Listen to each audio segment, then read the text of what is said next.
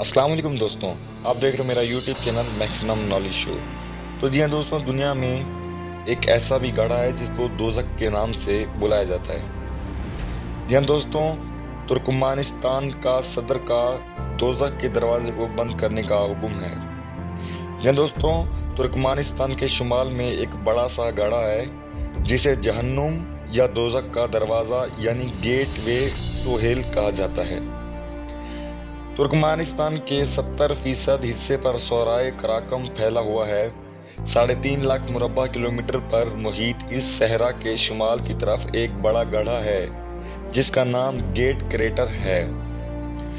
69 metre चौड़े और 30 metre गहरे इस गड्ढे में गुज़िश्ता कई दिहाइयों से आग सुलग रही है, लेकिन इसकी वजह कोई शैतान नहीं बल्कि इससे निकलने वाली कुदरती गैस मीथेन है। सदर कुर्बान कली बुर्दी महमूद चाहते हैं कि इनके इस कदम को माहौलियाती और सेहत की वजूहात के साथ साथ गैस की बरामदात को बढ़ाने की कोशिशों के तौर पर भी देखा जाए। एक टेलीविज़न पैगाम में सदर कुर्बान कली ने कहा, हम अहम कुदरती वसाइल खोते जा रहे हैं जो हमारे लिए बहुत फ़ायदेमंद हो सकते हैं। हम इन्हें अपने लोगों की ज़िंदगियों को बेहतर बनाने के लिए इस्तेमाल कर सकते हैं। उन्होंने हुक्काम को आग बुझाने का कोई रास्ता तलाश करने का हुक्म भी दिया हुआ है। ताहम ये पहला मौका नहीं है कि तुर्कमानिस्तान दोज़ख के दरवाजे में लगी आग को बुझाने की कोशिश कर रहा है। इससे कबल 2010 में भी सदर ने माहिरीन से कहा था कि वो इस आग को बुझाने में तरीके तलाश करें। गनों से मेथन के इखराज का खतरा था जो फिजा में तहलील हो सकती थी।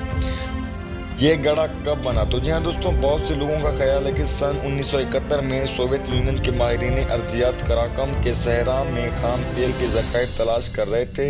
यहाँ इन्हें एक जगह कुदरती गैस के ज़खायर मिले, लेकिन तलाशी के दौरान वहाँ की ज़मीन धंस गई और वहाँ 3 बड़े गड्ढे बन गए।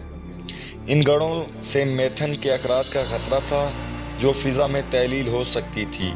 एक नज़रिए के मुताबिक इसे रोकने के लिए माहिरीन अर्जियात ने इनमें से एक को आग लगा दी। इनका ख्याल था कि चंद हफ्तों में मेथेन ख़त्म हो जाएगी और आग खुद ब खुद बुझ जाएगी, लेकिन कनाडा के सियाह जॉर्ज कोरोनिस का कहना है कि उन्हें इस कहानी के हक में कोई दस्तावेज नहीं मिल सके जिससे सच समझा जाए। 2013 में नेशनल जियोग्राफिक चैनल के लिए बनाए जाने वाले प्रोग्राम के दौरान एक टीम तुर्कमानिस्तान के इस इलाके में पहुंची। जॉर्ज कॉर्नेस इस टीम के रुकन थे। वो ये जानने वहाँ गए थे कि इस गड्ढे में मुसलसल जलती आग दरअसल कब शुरू हुई, लेकिन इनकी तहकीक ने सवालात के जवाब देने की बजाय मजीद सवालात को जन्म दे दिया। तुर्कमानिस्तान के माहिरीन अर्जियात के मुताबिक ये बड़ा गड्ढा दरअसल सन 1960 की दिहाई में बना था, लेकिन इसमें आग 1980 की दिहाई में लगी। दोज़ख के दरवाजे के बारे में जो पुरअसरारियत है वो मुकम्मल तौर पर मुंतकी है।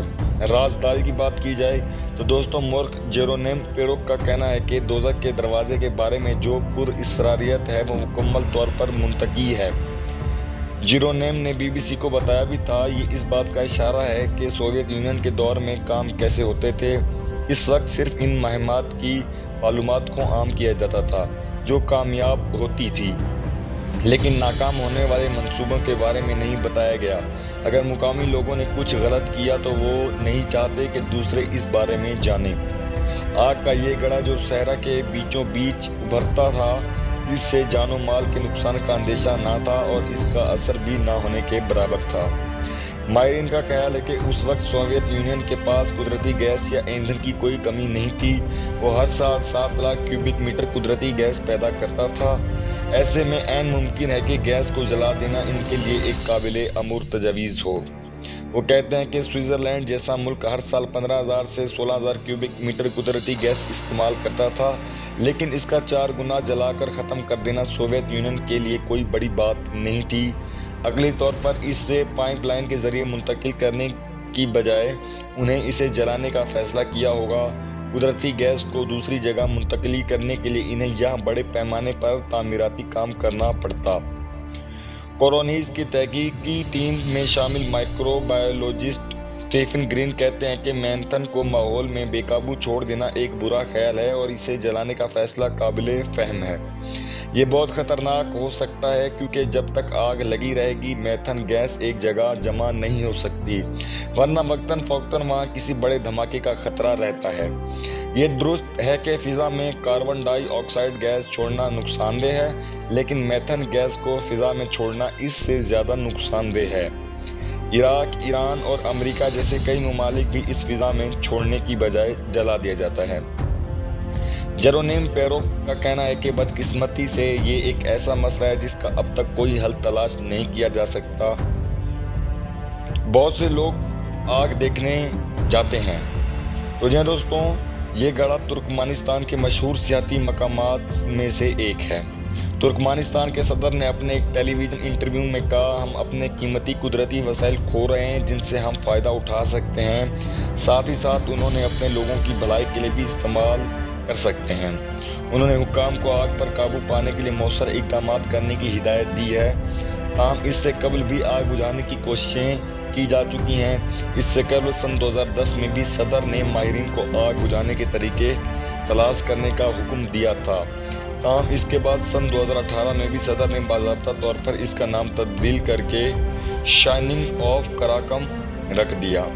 یہ میتھین پلانے والا گڑھا ہر سال تقریباً 6000 سیاحوں والے اس ملک کی سب سے بڑی سیاحتی مقامات میں سے ایک بن گیا ہے۔